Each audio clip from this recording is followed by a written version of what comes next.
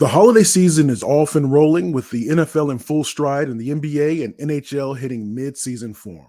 BetOnline is your number one destination for all your sports wagering info. With up-to-the-minute sports wagering news, odds, trends, and predictions, BetOnline is the top spot for everything pro and amateur sports, and not just the big four. BetOnline has BetOnline has info available at your fingertips with both desktop and mobile access at any time for almost any sport that is played, from MMA to international soccer. Head to BetOnline today and remember to use our promo code Bleav for your 50% welcome bonus on your first deposit. Again, that's promo code BLEAV. BetOnline, where the game starts. Bleav in the Arizona Cardinals. It is the Arizona Cardinals centric specific show where, of course, we talk about the Arizona Cardinals in the Phoenix metropolitan area. I am one of your co-hosts. I am Javon J. Love Adams, and with me is a man who played professional baseball, also played in that first Super Bowl bound team for the Atlanta Falcons. He is an accomplished author. He is a motivational speaker. He's gonna be doing an audio book here soon. All that good stuff. I'm talking about Ed Easy Smith. What is good, my brother? What up, though, Jay? Thanksgiving week, man. Just snuck up on us here. Yes, and yes, indeed. We got to get ready for some food and some football. Indeed. Yo, real quick. This is off. This is not on the run sheet, of course, but we brothers, so we can do this as we do it. But Thanksgiving from and sometimes I could be antisocial, me, but I love Thanksgiving more for the social aspect of it, but Christmas, of course, just because of what the religious meaning of it, the gifts and stuff, I could take or leave all that stuff, but Thanksgiving for just that certain level of energy that it brings among family and friends is something that I love. What about you? Yeah, no, for me, well, first off, it's all about the fellowship. The holiday of Christmas, I'm right there with you, man. It's all about about the reason, not the season. It's not about all the presents and everything like that. Thanksgiving, I love getting together and just, the food is one thing, but it kind of just brings everybody together.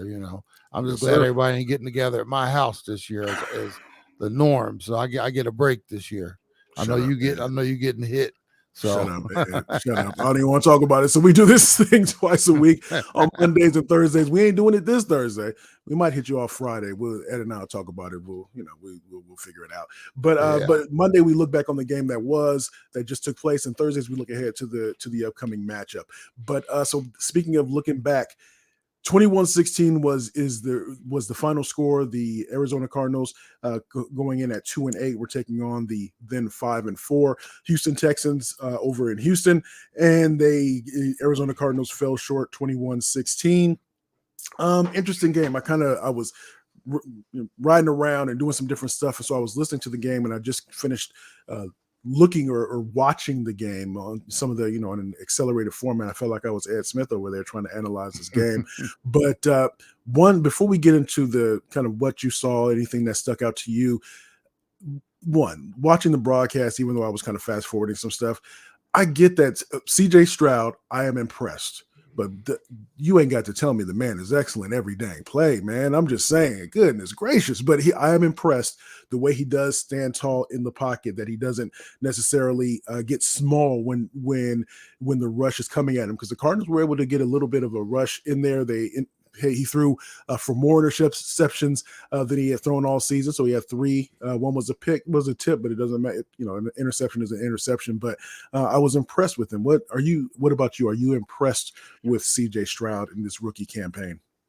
I was impressed, but he showed us yesterday he is still a rookie learning on the job. He hasn't hit that. I mean, he's like, wow, he's an impressive rookie. He's not elite. Well said. An impressive rookie instead of he's the most impressive player I've ever seen. But yes, continue. Yeah, I mean, they're making it seem, the way they're talking about him is he's, like next level. No, he's played very well to this point. Yesterday, he showed signs that although he's ahead of schedule, he is still a rookie. I wouldn't say just a rookie, because at some point in the rookie season, you start you like, it's almost like you're not a freshman anymore, when you get to the end of the season. You know, you Yes. now are expecting more of you because you put some time on the job. And although they won the game yesterday, the Cardinals in the other locker rooms should be kicking themselves in the butt all the way home because he alone tried to give this game to the Cardinals with the 3 Especially in that interceptions. fourth quarter. That fourth Oh, quarter. Yeah. scratching Yeah. my head. Yeah, I mean the one in the end zone in particular is like throwing in the triple coverage. I mean, and what's surprising to me is to this point because at one point they flashed up. You know, the first 9 games. Let me see. So they're 6-4. So the first 9 games, 2 interceptions, 2 Mhm. today, and then it turned out to be 3.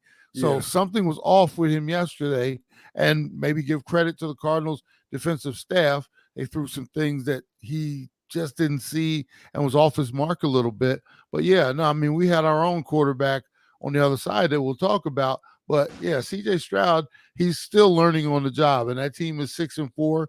But I mean, don't make it seem like, I said to my son yesterday while we were watching the game, I was like, well, so much for all that MVP hype.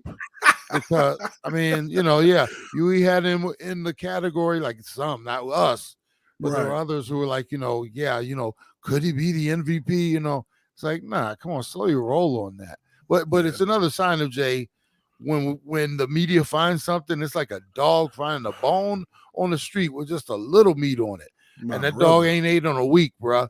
And they get on it and just start gnawing on it, and that's exactly what happened. It's like, I mean, come on. I mean, great game. I mean, I'll say this much: Yeah. Houston has a very bright future Mhm. ahead of them as long as they nurture him, Yeah. continue to put things around him, and continue to tutor him. He'll be Right. fine, Yeah. But yeah, all this stuff. Oh my goodness.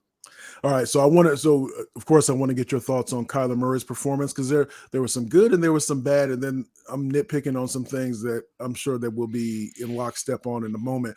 But there were two, so 21-16, it makes you think, oh, well, the Cardinals were in it. The Cardinals they should, as you mentioned, they should be kicking themselves. One, because they were able to get Stroud to turn the ball over a few times, right? But also there were a couple of opportunities that just kind of head scratching type of things. One, and you probably know where I'm going with this. One is, so it was 21-16, and the Cardinals decided to go for 2 as opposed to go to 1. That was in the third quarter. So I'm not sure why it's like they were chasing points when it wasn't necessary, in my opinion. I'm a layman, so I'm just watching it. So you tell me if I'm right or wrong. And so they didn't get that 2-point conversion, so it's 21-16. Then what, in the fourth quarter, they had an opportunity to kick a field goal. The field goal, if they had kicked the field goal and they had got to 7 points, you see what I mean? It would have been a much closer game. Things change dramatically if instead of trying to knowing when to put those chips into the middle of the table as opposed to at inopportune times. It just seems like that's a couple of times this season. That's been something that has come back to bite the Cardinals in the end, but in those close games where a better decision, a more maybe vanilla decision would have worked better. Am I wrong on those? You're very right, Jay. And I would say that these young coaches out there, obviously, again, it's kind of still learning on the fly. Every now and then, it's okay to go with the gut instead of that little book they put in your pocket, the analytics book that they say you have to pull it out and read it. And it says you have a 98% percentile chance to win this game if you go for 2 right here. It's like, no, instead of, hey, let's just go ahead and get those points, kick the field goal, and then we'll worry about that later on down the line if it even comes, to pass, So, yeah, this is just another example, though, of a young coach trying to figure it out instead of going with his head and his knowledge, turn into the little book. And sometimes, like you said, too early. It's in the fourth quarter. Okay, go ahead and get that 1 point. It was really cool. 1 is better than 0, right? And so you go for 2, you don't get it. And now, like I said, shocks your momentum a little bit, and I'll put you on a different hole because, instead of having that 1 point later on in the game, you might be able to make different decisions and go about things differently. But yeah, no, it's just another example of following the guideline instead of following your gut, man. Yeah, so that's one thing that kind of stuck out to me. But you mentioned Kyler. So was this a regression moment? He had the long touchdown to Rondale Moore. We talked about him on a podcast that we did last week. In terms of some of of course, there's a height challenged number of players on the Arizona Cardinals, and so Rondale Moore is one of those, but really talented player, of course, and he gets that long touchdown, that touchdown reception. But what did you see? Did it the Kyler is always in the shotgun. I mean, overwhelmingly in the shotgun. And they had another thing that I wanted to point out. They had an opportunity. It was third and goal, and they ended up getting the touchdown, but it was third and short. And what they did was they ran the play from shotgun and you're on the goal line. And I'm thinking, what are you doing? These are the simple things. All you're doing is you're not giving yourself an opportunity to have more options to be able to keep the defense on its heels, so to speak. But what did you think about Kyler Murray's performance in totality? I was shocked. There were others, normally in a close game like that, everybody will say they'll try to look at the positives, accentuate the positive. Yeah. I was in agreement with some of the, our brethren out here. Jarecki, I think, had already put an article out. It was Kyler looked, one, you got to give him a little, you give him a little slack because he is coming off a knee injury over, had second game in a year, so give him a little slack, right? But at the same time, he is still out there auditioning, and there were some things that just stuck out, as you talk about with the shotgun. They got to get him under center. Too many times, Jay, ball snapped, and you're getting penetration right away because they really don't have there's nothing like to stop them from just bolting up the field, because if they can get to that mesh point, that's their goal. It's not like he's under center, dropping back, And the other thing that I'm noticing, they are killing Connor. Connor is like they clip the wings of birds. Yeah, I felt that. So they can't. Yeah, so they can only flap. They really can't fly. You're getting him in this constantly where a snap of the ball and it's a read where he's not being able to say, okay, we're running power off the right side. I'm going downhill. I know I'm getting the ball. Let's go. And too many times it's like snap. Kyler's like doing the read, and you can tell it's like it's not getting started, and it's stopping Connor from getting that downhill, and he's not a read option guy. And once again, because of Kyler's, I guess maybe because I guarantee at the end of every week they go through all the plays, they go through all the formations. Kyler, what do you like? What do you don't like? I like this, that, and the other. And every one of those formations and things they want to do are out of the shotgun. Man. And until they say to him, well, Kyler, okay, well, I know you like that, but we're going to run it out of this formation. We're going to have you under center. Until they do that, it's like it's going to be the same old. You just cannot. You got to get him under center, and it's so obvious at this point. Even if it's not, I think I saw it twice. I might have missed as going through the game, but you have to do it at maybe 20%. 20%, is that asking too much? I mean, 25%, 30%. I get that what his comfort level, but you never can get comfortable with something new unless you do something new to get a better feel for it. And the other thing, Jay, I imagine like during the week they're running it, and like he's under center because I'm sure they're probably trying to get him comfortable in practice, right?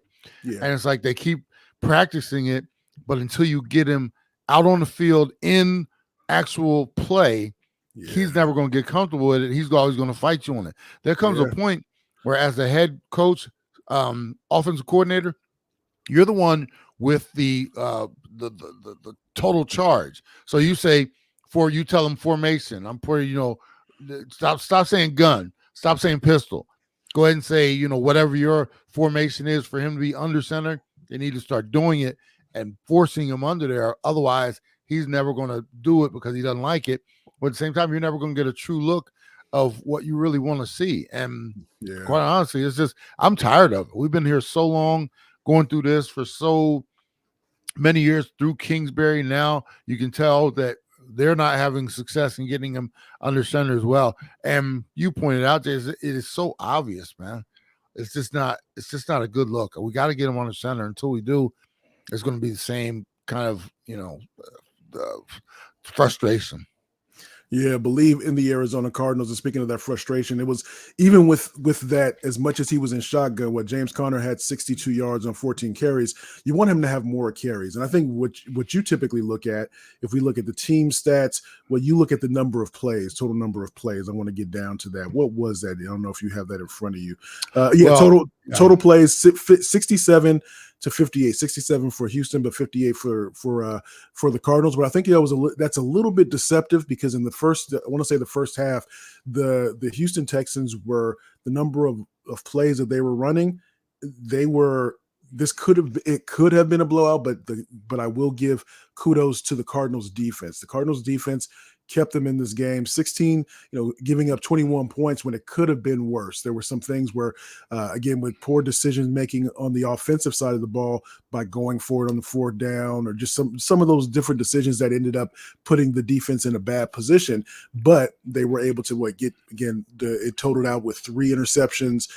They were able to do some things to shake the confidence just a bit of CJ Stroud. And so I definitely want to give kudos to the defense.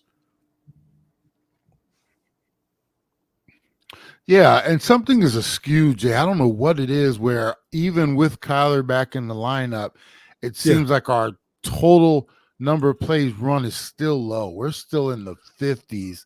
And to me, that I just don't understand it. We need to be more toward 65 to 70 plays a game. And for whatever reason, we're still just not getting there. And it just, obviously that the total number of plays leads to time of possession. You can have, more of a footprint on this game. When you're in the 50s, man, and like I said, they didn't outdo us by a bunch, because they were only around 68 plays, but closer to that 70 is where we should be, man. I just don't understand what it is. We're not extending drives. I don't know. It seems strange that we just can't hold on to the ball. And because it didn't seem like we had a bunch of 3 and outs. It's just maybe the pace of play. I don't know what it is, where we're just not possessing the ball as much as we should. And, the split, as far as, we should be running the ball a whole lot more than 20 plus times a game. For me, it's got to be up in those 30s, which would give us an opportunity, once again to keep them off the field. And I'll say it again. Stroud did his best to try to keep us in this game. He really did. Yeah, and that has to be frustrating from a defensive side of things. We know that the Cardinals have had when they went to Cleveland, they put up 0 points. And so from a defensive side of things, they're not perfect. And I did think that Stroud was going to take advantage of the secondary. But what is it? Jalen Thompson, he did a great job in terms of, he stepped up, Buddha stepped up. And when you think about those corners, there was a couple times I think Marco Wilson tried to jump a route, and they ended up giving up a big chunk play. But when you think you're doing well enough on defense to keep us in games, and we just need you to do a little bit more, because again, with the Cardinals, they have 17 points per game is what they put up in terms of from an offensive standpoint, and that's not good. That causes frustration, or I would imagine it can cause some tension in the locker room at the very least. Yeah, and the running game for Houston, they had one singular guy who put it on us, Devin Singletary, 22 carries for 112 yards. That's the type of performance I would love to see more from Connor. So we're still kind of using him on, it's like Connor light. It's not heavy doses of him. And, like I said, it's frustrating. There's 2 ways to look at this, Jay. Murray is only his second game back. But I don't know, maybe he gave us too much of a taste in the first game to what we thought he would take a step forward. This one, it feels like he took a step backwards. And for me, it almost feels like I really don't know how much this wet the whistle of the staff. For me, this was one of those games that's kind of like, we can take it or leave it. It just wasn't. There was no showcase or highlight of Murray where this convinced me that, hey, they probably really like him even more after this game. This one for me would almost seem like they're on probably even more on the fence, just because he did. There were some balls A couple balls came out of his hand. And I was just like, was he really trying to throw that? Or I mean, they came out wonky. So there was a lot more bad than there was good in this game for Murray, if you ask me.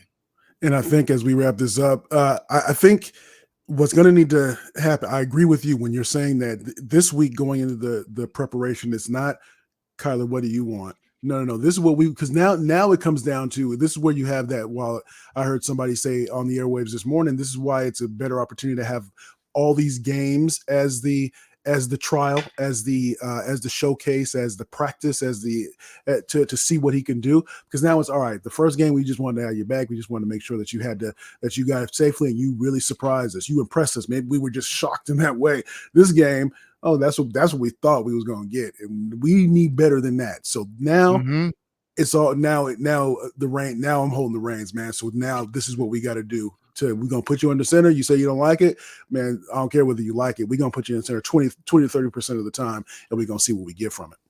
And here's the thing, Joe, the ultimate question is, we need to see better than that for what we're paying you, especially. If I need dynamic to the nth degree if we're going to stay on this contract and try to build around you. What he's given us in the first 2 games, we can go find that from a rookie and stack a whole lot of chips around him. That might be their thought process, meaning that looked okay, but we can get okay for a whole lot cheaper right now. Oh, yes, you can. That's true. Yeah. We can get okay for a whole lot cheaper and build around them with a quarterback that we selected. So I'm serious. I agree with you, man. I agree with you. So again, we do this thing twice a week. We are presented by Bet Online. Make sure you tell a friend what we have going on here. Again, the Cardinals are at 2-9. They got to figure some things out with Kyler Murray. So this upcoming week is, I Bleav, they are taking on the Rams, if I am not mistaken. And so that's going to be interesting in and of itself. The good old McVay. But so on behalf of the one and only Ed Easy Smith, I am Javon Adams. Again, we're presented by Bet Online. And as we always like to say around this time, you can